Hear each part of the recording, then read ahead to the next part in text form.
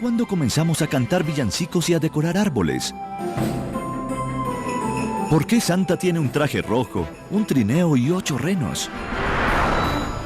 Detrás de esta tradición moderna hay una historia secreta. Algunos de sus orígenes son oscuros y místicos, otros están ligados al comercio. Prepárense para conocer la verdad que se esconde detrás de estas fiestas. Esta es la verdadera historia de la Navidad.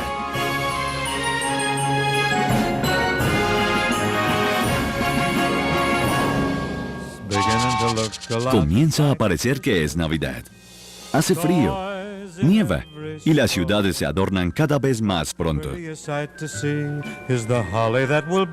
Hoy en día, en muchos lugares, las festividades comienzan después de Halloween porque es un gran negocio.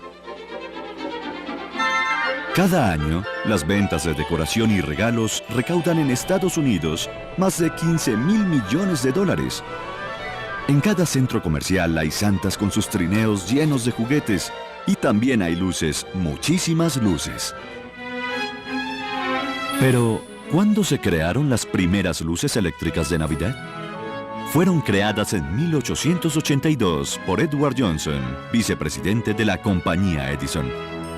Luego la General Electric sacó al mercado cadenas de luces de 24 bombillos por $12, que hoy en día sería el equivalente a $280.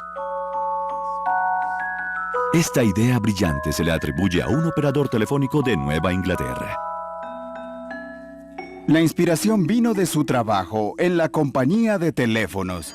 De los bombillitos en el panel de las primeras centrales telefónicas surgió la idea de crear lo que hoy conocemos como luces de Navidad.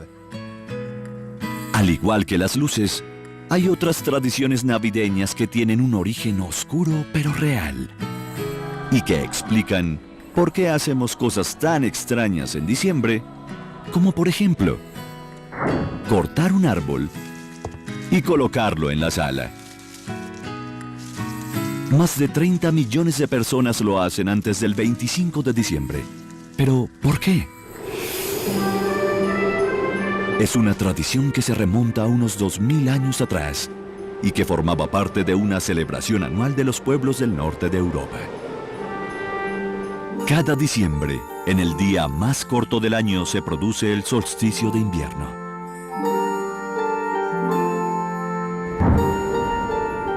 Era el día más oscuro del año,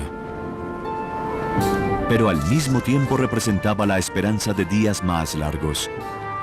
Por eso, las antiguas tribus celebraban por 12 días lo que ellos denominaban las fiestas de Yule. Se almacenaban las cosechas, se debían matar algunos animales, porque no se les podía alimentar durante los días de invierno. Así que había mucha carne a disposición. Hacían cerveza. Era el momento perfecto para un festín. Los nórdicos hacían arder un leño gigante durante los 12 días del festín. Y metían pinos, abetos y acebos en sus casas. La idea se fue difundiendo durante siglos hasta que se incorporó a la Navidad moderna.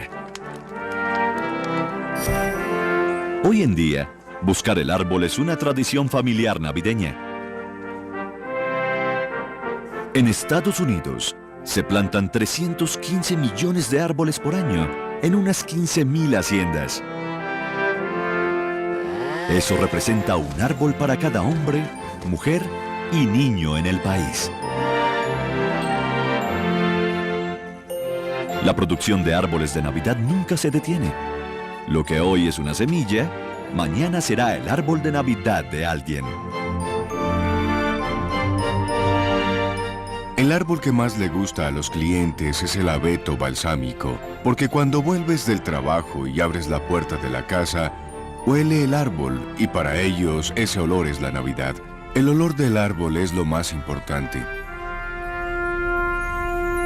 No siempre es fácil ver cómo las costumbres modernas están conectadas con antiguas tradiciones. ¿Qué tiene que ver esto con el nacimiento de Jesús hace más de 2000 años? Para los cristianos, la Navidad celebra el nacimiento de Jesús. Pero ¿de dónde viene lo que sabemos sobre su nacimiento? En el Nuevo Testamento hay dos fuentes de información sobre la Natividad. Están en el Evangelio de Mateo y el de Lucas. Ninguno hace referencia al otro porque quizás no se conocían y cada quien nos cuenta una versión diferente sobre el nacimiento de Jesús. Lo que hacemos es combinarlas para tener una visión más completa. El Evangelio de Mateo menciona la estrella de Belén y a los 3 reyes magos que le traían presentes al niño Jesús. Los presentes ofrecidos tienen un gran valor simbólico y son muy significativos ya que honraban al niño que acababa de nacer en un ambiente humilde, pero allí hay un mensaje acerca de si debemos reconocer este nacimiento como humilde, pues él es un rey. Este es el comienzo de la tradición navideña de dar regalos, pero nadie sabe cuándo ocurrió realmente porque se desconoce la fecha exacta del nacimiento de Jesús. Por eso, antes los cristianos no celebraban cumpleaños. Entonces, ¿por qué se dice que Jesús nació el 25 de diciembre? Mucho antes de esto, los romanos celebraban muchas fiestas paganas, especialmente en diciembre. Estas festividades de fin de año fueron la base para la Navidad moderna. Una de ellas eran las Saturnales, que comenzaban el 17 de diciembre y duraban entre 3 y 7 días. Era como una fiesta normal, pero la gente vestía con togas. En las Saturnales, los romanos intercambiaban regalos como se hace ahora en Navidad. Los amos hacían grandes festines para sus esclavos y les daban libertades que no tenían el resto del año. Luego venía la fiesta de fin de año, que duraba 5 días, donde todos la pasaban bien. Entre las Saturnales y el Año Nuevo, el 25 de diciembre celebraban el nacimiento de un dios romano. El 25 de diciembre se honraba a los dioses Mitra y Sol Invicto. Como esta fecha coincidía con el solsticio de invierno, celebrado en las tribus del norte de Europa, los romanos también encendían fogatas y velas para espantar la oscuridad. De allí, las luces navideñas modernas. El solsticio de invierno es el día más oscuro del año. Sabes cómo es al levantarte y ver que está oscuro y así será todo el día. Solo esperas a que el sol vuelva. Los paganos en todo el mundo celebraban ese día y para los romanos era una de las celebraciones más importantes. Cuando el cristianismo se convirtió en la religión oficial en Roma, en el siglo IV los líderes decidieron adoptar las tradiciones paganas. Allí fue cuando la iglesia decidió celebrar el nacimiento de Jesús y eligieron el 25 de diciembre porque estaba cerca del solsticio de invierno. Sin embargo, la iglesia continúa adoptando muchas otras tradiciones ancestrales. Por lo tanto, surgieron 2 concepciones de la Navidad, una religiosa y otra más terrenal. En las iglesias se celebraba esta fecha con mucha solemnidad. La gente se reunía y encendía velas. Era lo que se hacía en Nochebuena.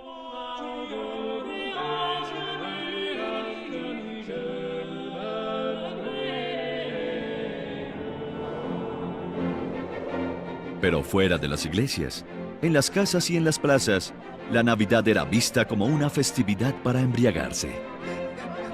A la larga, esta manera profana de celebrar se impondría a la religiosa. Y eso llevó a los protestantes a prohibirla en cualquiera de sus formas. Para nuestros ancestros sería difícil reconocer la Navidad moderna. Pero si piensan que en los siglos pasados era una época idílica de paz, se equivocan. Al principio la Navidad era más terrenal, desenfrenada y divertida. En la Alta Edad Media, entre 1400 y 1500, vemos que la Navidad resurge. Los reyes hablan de los grandes festines navideños que ofrecían. El intercambio de regalos se populariza e igualmente las velas y las fogatas se vuelven más populares. Sin embargo, la Navidad también era una festividad solemne para orar en la iglesia. Tanto la versión religiosa como la secular tenían estilos musicales diferentes, como hoy en día. En la iglesia había himnos, que era música sacra con letras en latín. Este estilo evolucionó gradualmente en el siglo XII hasta convertirse en villancicos. Se cantaban en la lengua vernácula y no en latín. A la gente le encantaba cantar estas canciones en grupos y poco a poco se dejaron de cantar en la iglesia. Pero cantar villancicos en el medioevo también incluía la bebida. Los parranderos iban de casa en casa cantando villancicos y bebiendo ponche hasta que terminaban ebrios. Así que la Navidad no era una festividad solemne, ni bíblica, ni religiosa. En sus comienzos, la Navidad era más bien una celebración de carácter liberado y desenfrenado. Hacia el siglo XVII, los protestantes estaban hartos de las tradiciones escandalosas de la Navidad. Decidieron que la festividad era solo diversión y la prohibieron totalmente. Pero, ¿cómo podía ser prohibida la Navidad? Había una especie de rechazo a la Navidad. Los protestantes no querían celebrarla y la repudiaban por ser una invención católica, algo que la Iglesia Católica había permitido.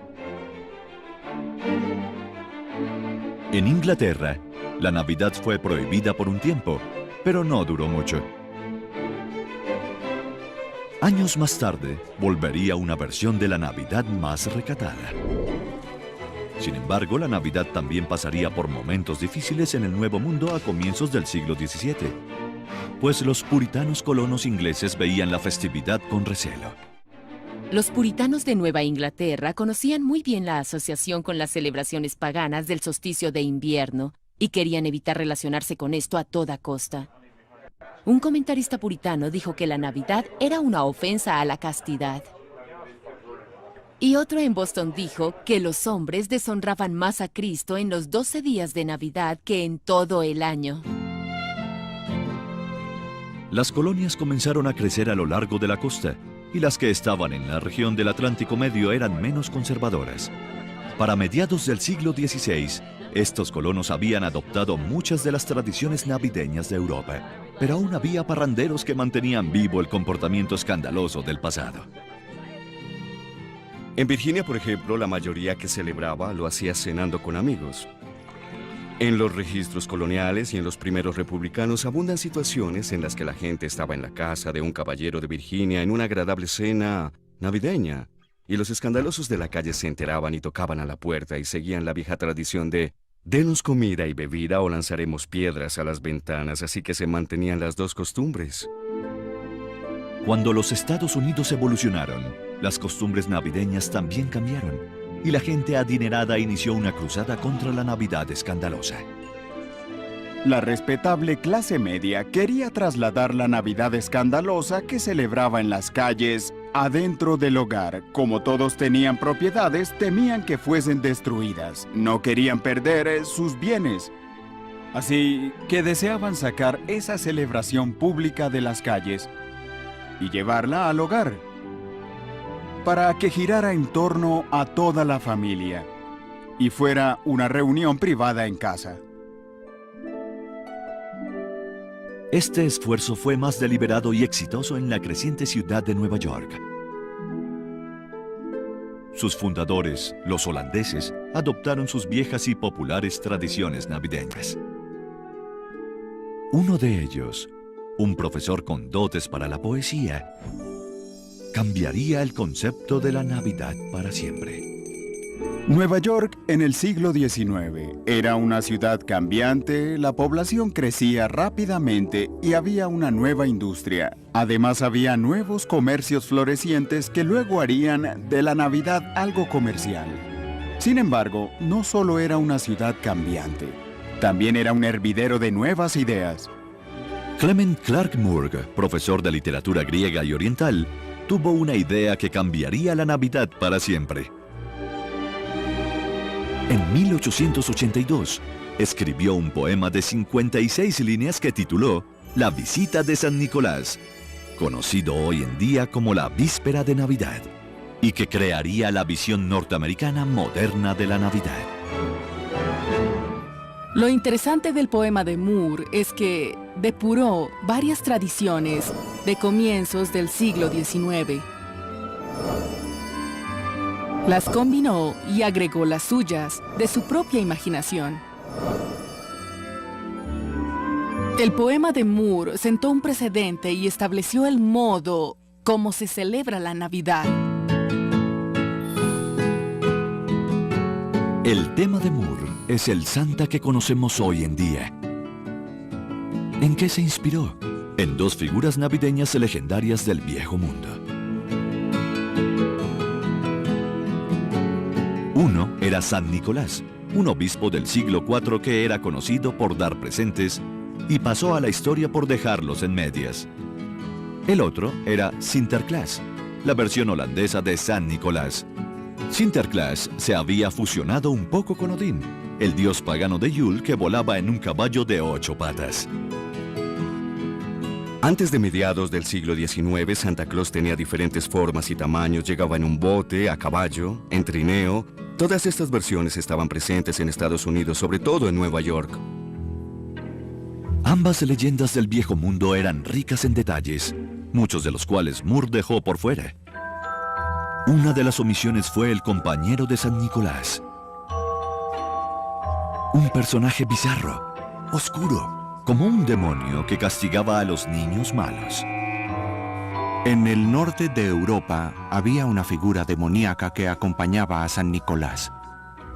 Tenía cuernos, una larga lengua roja, cubierto de pelo con cola y pezuñas. Entraba después de San Nicolás y hay una escena en particular en la que dos niños se esconden porque afuera está esperando Krampus. Pero el San Nicolás de Clement Clark Moore representaba solo bondad y le añadió muchas más características. Le puso un traje de pieles americano, una pipa, y no lo representó como un religioso, sino como un enano alegre con ojos cándidos que llevaba a cuestas un saco lleno de juguetes para los niños de la casa. Moore le dio también un trineo volador, que era tirado no por un caballo, sino por 8 renos, cada uno con un nombre propio. ¡Vamos, Bondín! ¡Vamos, Danzarín, Pompón y Juguetón! ¡Vamos, Cometa, Cupido, Trueno y Rayo! El poema de Moore cautivó a los estadounidenses del siglo XIX y creó una Navidad diferente que no era ni pagana ni religiosa, sino centrada en la familia. En los siglos subsiguientes, los artistas expandirían la imagen dada por Moore, pero la suya prevalecería.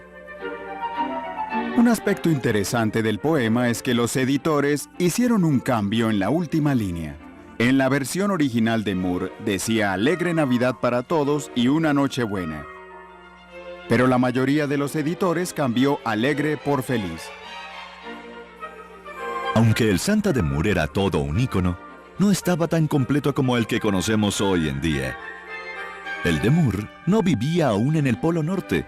No tenía una fábrica de juguetes ni elfos trabajando en ella. No recibía las cartas de los niños y no llevaba una lista de los niños buenos o malos. Entonces, ¿de dónde proviene todo esto? De la visión de otro neoyorquino, el ilustrador Thomas Nast, quien modificó el Santa de Moore y nos dio la versión final que pasaría de generación en generación. Thomas Nast fue un gran ilustrador del siglo XIX. Creó muchas de las imágenes que hoy conocemos, por ejemplo, la del asno del Partido Demócrata y el elefante del Partido Republicano. La imagen del tío Sam que todos conocemos también es creación suya. Y también fue quien nos dio la imagen actual que tenemos de Santa Claus. En 1862, la revista Harper's Weekly, una de las más populares, contrató a Nast para que hiciera las ilustraciones de Navidad. Y él decidió transformar el enano alegre de Moore en alguien alto y grande.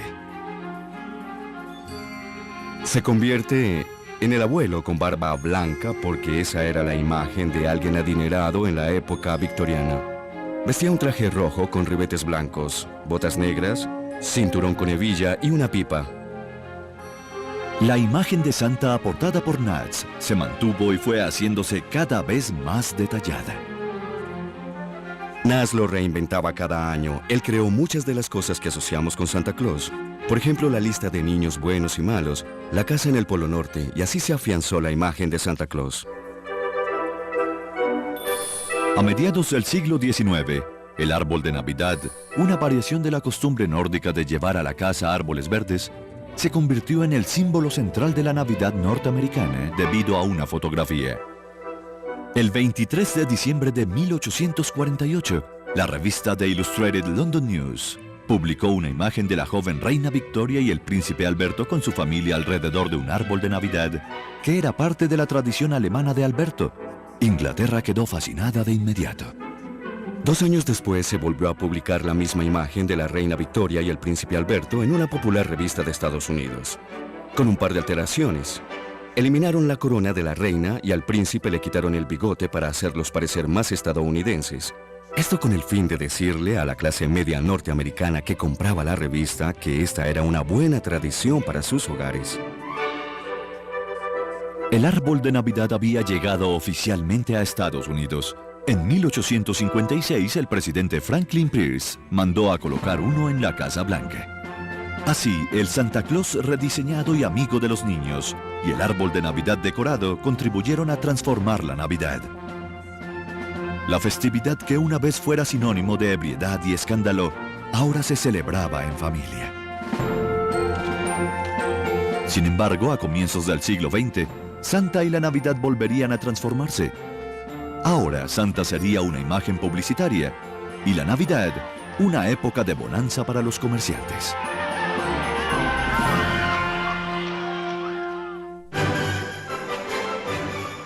Para 79 millones de compradores, la temporada navideña comienza luego del Día de Acción de Gracias, cuando se inicia la batalla de comerciantes que llaman el Viernes Negro. Para muchos este es el día de más actividad comercial del año, pero la verdad es que es solo un mito. Los días más agitados son a mediados de diciembre, cerca de la Navidad. Por eso los grandes almacenes y los centros comerciales están decorados, para transmitir un mensaje, además de mostrarse agradables y atractivos a las personas. Es el momento de comprar presentes. ¿Por qué la Navidad se volvió tan comercial? ¿Y por qué toleramos y celebramos eso? Hacia mediados del siglo XIX, ya las tiendas habían convertido la Navidad en algo comercial. Así, vendían papel de regalo, tarjetas de Navidad, decoraciones y especialmente juguetes. Eso es la revolución industrial, producir muchas cosas económicas que pueda comprar la clase media emergente que tiene dinero. Y la necesidad de comprar cosas. No es difícil ver por qué los vendedores se valieron de Santa Claus para esto. La primera vez que una tienda por departamentos utilizó a Santa para vender productos fue en 1840. Santa apareció en la ilustración de una tienda, con el aspecto de Santa Claus holandés que baja por una chimenea. Desde 1874, a partir de esto, muchas compañías utilizaron la imagen de Santa para vender. Había muchas que eran extrañas. Una donde salía vendiendo carbón, otra zapatos o cualquier cosa. Santa ha sido un vendedor en Estados Unidos casi desde el principio. Recientemente, Internet llegó para revolucionar la Navidad con tiendas virtuales como Amazon. Y ahora, entre el nuevo léxico que manejamos está el lunes cibernético, que al igual que el Viernes Negro, es una fecha importante de compras. Es increíble. En los últimos 20 años ha habido una revolución en las compras navideñas. Hace 20 años ibas a los centros comerciales y tomaba mucho tiempo. Pero ahora solo te sientas frente al computador y con unos clics estás listo. Es más rápido y eficiente. pero no es lo mismo. Al fin y al cabo, cada uno tiene su manera de celebrar esta festividad ancestral. Cada generación lamenta el significado actual de la Navidad. Siempre quieren volver a lo que piensan que era, y eso es lo gracioso del asunto, porque las tradiciones nunca son estáticas y nunca se parecen a lo que uno se imagina que fueron antes y que uno quiere preservar. En estos tiempos, el brillo de las luces navideñas y la televisión ayudan a que desaparezca el frío y la oscuridad del invierno, así como lo hacían las fogatas hace miles de años atrás. La gente crea festividades y las tradiciones son inventadas, pero estas tienen un significado cultural que se transmite por siglos. Lo más importante es el significado intrínseco, eso que nos hace vibrar y decir, sí, esto es una tradición y es lo que quiero celebrar.